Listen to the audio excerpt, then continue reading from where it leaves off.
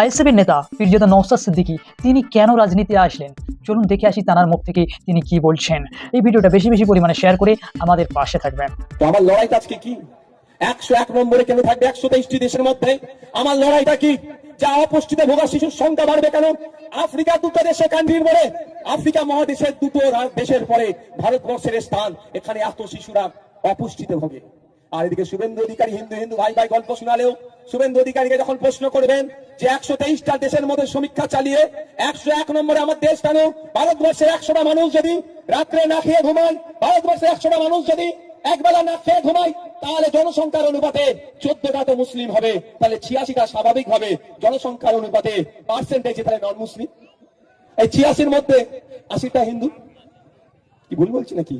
তাহলে হিন্দু হিন্দু ভাই ভাই গল্প শোনাচ্ছ, তোমার 80টা হিন্দু ভাই প্রতিদিন ভারতবর্ষে 80টা হিন্দু ভাই, মানে 80% হিন্দু ভাই ক্ষুধার্ত সূচকে যাদের পৌঁছে গিয়েছে, আর প্রতিদিন 80% হিন্দু ভাই তাহলে না খেয়ে ঘুমাচ্ছে, তার জবাব তো তোমাকেই দিতে হবে ভাই। আমি মেদিনীপুরে কদিন আগে গিয়েছিলাম, নন্দীগ্রামের মাটিতে দাঁড়িয়ে বলে এসেছি, হিন্দু হিন্দু স্লোগান শুভেন্দু অধিকারী তুলেছে শুধুমাত্র ওর ভোট, ওনার ভোট ব্যাংকে সুরক্ষিত রাখার জন্য, ওনার ভোট ব্যাংকে বাড়ানোর জন্য। আমি বলছি সেই দিন হিন্দু হিন্দু স্লোগান, ভাই ভাই স্লোগান সার্থক হবে যেদিন দেখবো শুভেন্দু অধিকারী নাকি পেট্রোল পাম্প আছে, পেট্রোল পাম্পের সামনে লিখে দেবে হিন্দু হিন্দু ভাই ভাই মুসলমানের তেল বিক্রি নাই। তখন লিখেছে কেন? লিখেনি, ওটা ব্যবসা। ওখানে হিন্দু, ওখানে সবাই সর্বজনীন, ওখানে সর্বজনীন বলে লক্ষ্মী।